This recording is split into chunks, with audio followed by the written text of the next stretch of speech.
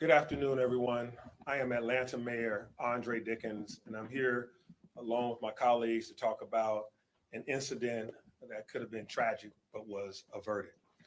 So we're joined here by the COO of this city, our Chief of Police, as well as Captain Shapiro from 𝐟𝐨𝐫𝐞𝐿 from Cartersville Police, as well as our FBI lead, Mr. Brown, as well as our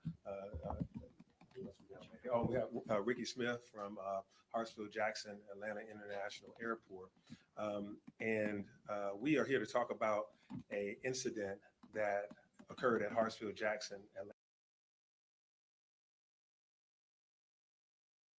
𝐬𝐮𝐬𝐜𝐫𝐿 will give you a lot of details about that incident, but in particular, 27 or more lives could have been lost today because an individual came into Hartsfield-Jackson and after being reported coming out of Cartersville, Georgia, that had mental challenges. This individual, thankfully, his family went to the Cartersville police and shared with them what was going on, and they alerted APD, and APD and the airport were aware, and this crisis was averted. But this individual did have a semi-automatic weapon, and this individual was mentally challenged. And when you have those combinations together, it can turn out to be deadly.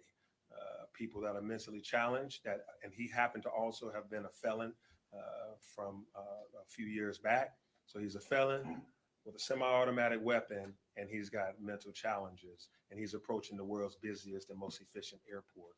This crisis, we're thankful to God and to good information and good intel and good people for this crisis being averted. Just a few weeks ago, we dealt with the CDC shooting that occurred in this city, where another individual coming out of Kennesaw had a mental challenge and a high-powered weapon and ended up killing a DeKalb County police officer and striking the CDC, as well as striking fear into the communities around. We also had an individual just last year in Midtown that was also seeking mental help with his parents, but ended up causing loss of life in that regard as well. We also had a Four Seasons hotel and residence, an individual with high-powered weapons and a mental health diagnosis. So what you're seeing is we are experiencing across the nation and even in this great city where guns and mental health challenges going together can propose a deadly scenario. But we're thankful that in this situation today, this crisis was averted. And so now I will turn it over to our police chief, 𝐸𝐮𝐬𝐫𝐿, to be able to give you more details about all of the aspects of this situation. Chief. Thank you, Mr. Mayor. Good afternoon, everyone. Appreciate you all being here. As the mayor stated, we are here today to announce an arrest of an individual that posed a threat to our airport, but also to note that because of the community, in case of the family, as well as the joint collaboration of law enforcement, that a tragedy was indeed averted. The Atlanta airport, the busiest in the world, most efficient, remains safe. Each and every day, we have a range of resources in place to keep the airport safe, including our special response team and the many officers that are assigned there. That team trains regularly for scenarios just like today. And I want to thank the men and women of the airport for their response.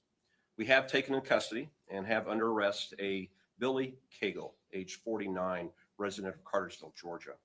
At approximately 9:40 this morning, the Atlanta Police Department was alerted by the Cartersville Police Department of a potential threat at the airport. Cartersville Police Department was alerted by the family of Mr. Cagle that he was streaming on social media, that he was headed to the airport, in their words, to shoot it up. And the family stated that he was in possession of an assault rifle. What we didn't know is that Mr. Cagle had already arrived at the airport. In fact, we know that he arrived at 9:29, going to the South Terminal, and that he entered the airport shortly thereafter at 9:31. That time, we do not believe he was armed. He entered the South Domestic Terminal, and from video we will show you he seemed to be very interested in the TSA check-in area, which you can see was heavily crowded with travelers. At approximately 9:54, officers of this department, armed with a photograph of Mr. Cagle and being provided up-to-date information from their sergeant as she spoke to the Cartersville Police Department and a family member, was able to locate Mr. Cagle and take him into custody. He had arrived at the airport in a Chevy flatbed pickup that was part of the lookout provided to us by Cartersville PD. That vehicle was parked immediately outside. When we went to that vehicle, we found inside a Springfield AR-15 assault rifle, a 5.56 St. Victor model with 27 rounds of ammunition. We did have a tragedy averted today. I just a short while ago spoke to 2 officers of this department and thanked them, because if it were not for Officer Gibson and Officer Banks, and if it were not for their Sergeant Jones that was providing them, I do believe that Mr. 𝐾𝐨𝐽 was headed back to his truck to retrieve it. And I do believe he was likely to use that weapon inside the crowded terminal that he had just seen.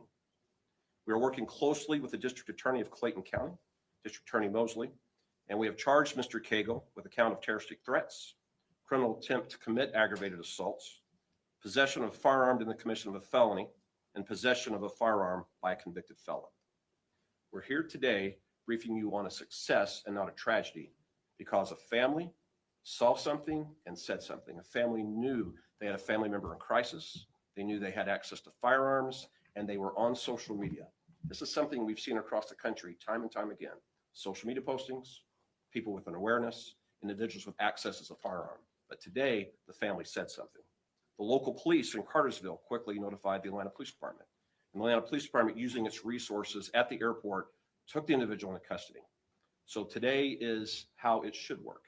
Community, law enforcement, dedicated men and women wearing the uniform and trained to respond when their community needs them. So thank you, Mr. Mayor, for making sure we have the resources to keep our airport safe and keep our city safe. And thank you to the men and women of the Atlanta Police Department, particularly our airport section, for what you did today. And now I'm going to turn the podium over to our representative from Cartersville, Captain 𝐼𝐶𝐽, for comments from him. Thank you. Good morning. So this morning, just after 9:30, we were alerted by family members that Mr. 𝐾𝐨𝐽 was en route to somewhere in the Atlanta area. They weren't sure. Ultimately, we found out it was the Atlanta airport, and that he had the intention to inflict harm to as many people as he could. We were able to get in touch with the Atlanta Police Department. Our investigators were able to quickly determine what kind of vehicle he was in, get very recent pictures of that vehicle, and get all those over to the Atlanta Police Department in a timely manner, and ultimately get this, what could have been a crisis, averted.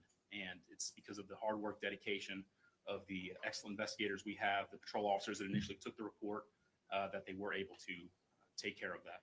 We are familiar with Mr. 𝐾𝐨𝐽. He's got a criminal history in Cartersville, but again, no one would ever see anything like this. See something, say something really did work. Thank you so much, Captain. Thank you to Cartersville Police Department for your excellent cooperation and coordination and timely, quickness in telling us about this particular individual and the harm that he wanted to inflict. Thank you, Chief Suwanee and your team here at APD to receive that call, to have great relationships across the region, to be able to continue to stay in great contact with individuals and organizations and other police departments across this region so that they would collaborate with us. Thank you all for this. Those in the community, the family, thank you for sharing. See something, say something did work. And so we are standing here talking about a tragedy averted versus us standing here telling you about 27 plus lives that were lost or injured at the world's busiest airport. So I will now take. I think there's some video we're going to show Oh. at this particular time. Oh, got it. Maybe a benefit for you. Media, if you can direct your cameras to the screen, we have a video, and Chief, if you could just come up and kind of take a look at the video and just walk us through. Certainly. Again, this comes from the investment that we placed at Atlanta Hartsfield-Jackson International Airport. You see the individual arriving. He's parked his vehicle that was given to us by Cartersville PD, the Chevy flatbed pickup truck. They also had a dog in the vehicle with them. This is occurring at approximately 9:29, and then he will enter the airport to sell proper at 9:31.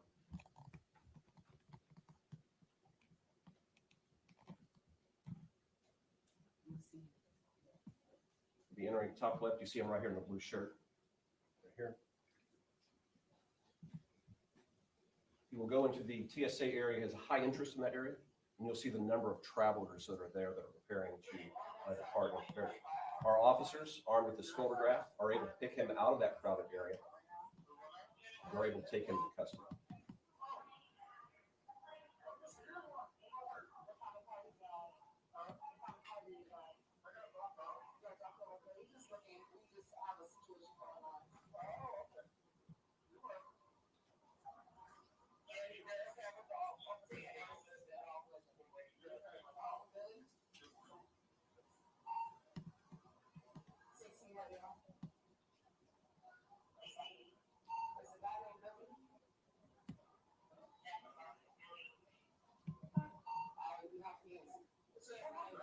Mr. Cagle's vehicle is just outside his doors. He was clearly moving from the area that we potentially scouted and was moving back toward that area. Mr. Cagle was checked out by EMS. They determined he had no injuries, and he would be later be transported to his detention area. And then we're going to have next the weapon that is located inside the vehicle. Thank you, Director Spikes. The officers at this time are handcuffing him. Because of his size, and what you have in the description, they did require to use 2 sets of handcuffs to be able to properly secure him. Fortunately, there were no firearms on him at this time. His weapon is outside in his vehicle. What's his size? He's about 6'3", 320 pounds, 6. And again, this is Officer Banks and Officer Gibson there. This is the vehicle, matched the description perfectly given by Cartersville PD. It pulled up right to the south, a domestic terminal, parked here, would go down and go into another door. And then you'll see the officers approaching it, and then they'll recover the firearm, semi-automatic assault rifle that he had with him. There were 27 rounds that could have been fired from this weapon inside the airport. And this is exactly why we're here today, to encourage citizens to do their part so they ever become aware, and again, acknowledge the family, acknowledge our partners at Cartersville Police Department for their work. Thank you, Captain. Mayor, at this time, we are ready for questions. All right, at this time, we are now ready for questions. What was Mr. Cagle? We will start over here. We'll start with 𝐶𝐬𝐿, and we will move to my left.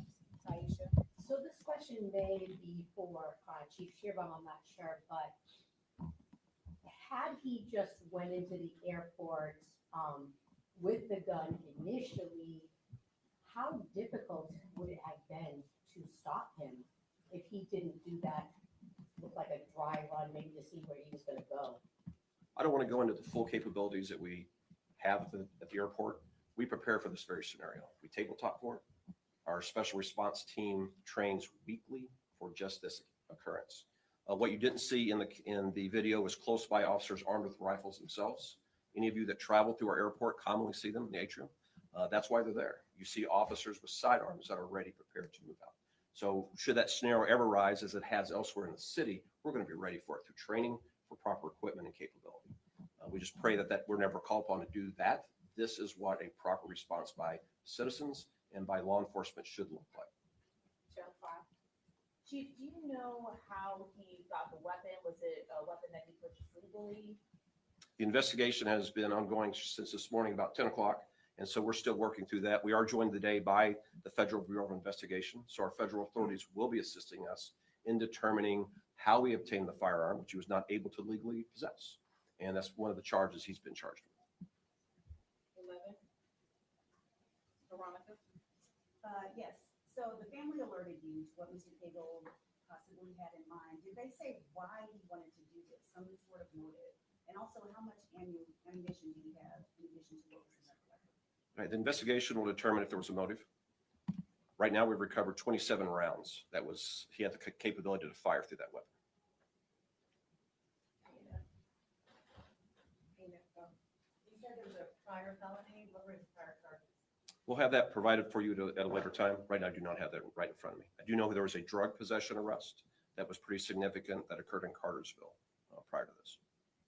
CBS or ABC? Yes, we also have here with CBS News Atlanta. What mental health challenges was he suffering from? I'm not going to provide that information. I will say this, mental health care is vital to a good society and preventing violent crime. And that the family was aware that there was a need there, reach out. We hope the courts will take all that in consideration as they move forward. And I do not want to share that. I think a family was brave to step forward. And I want to commend the bravery of the family for what they've done today. So in the video that we saw, the guy goes around the Delta area of the South Terminal. He he actually go towards the TSA area and look around there and I guess. Yes, sir. We have other video of him being in that space. Has the suspect spoken with investigators, and if so, what is he saying? Investigation is still ongoing. I cannot release any information that he may have given to our investigators. All right, we'll start with Hope, we'll start with you and work our way back down. Another question? Of course, you guys mentioned about the response time. How fast were it? We saw the officer with the phone, picture of the guy. How fast were you guys able to identify him and see him in the airport? Certainly, the timeline is we received the call at 9:40 and we had him in custody at 9:54. And as you can see, that was a very crowded area. And the officers, you could see in their hands, had the photograph. They were scouring the area. This is just one of two officers. We had officers all out the airport looking. And so I do want to commend them and just thank those officers for doing what Atlanta expected them to do on this Monday morning. CBS Atlanta. Another question? AMF, question? Veronica? Yeah, have you seen this live stream that 𝐾𝐨 was making at the time? I have not, ma'am. How did the family know he was going to ATL? He said he was. You told them. Yes, ma'am. All right, next question, Taisha, and then we'll cover Channel 5.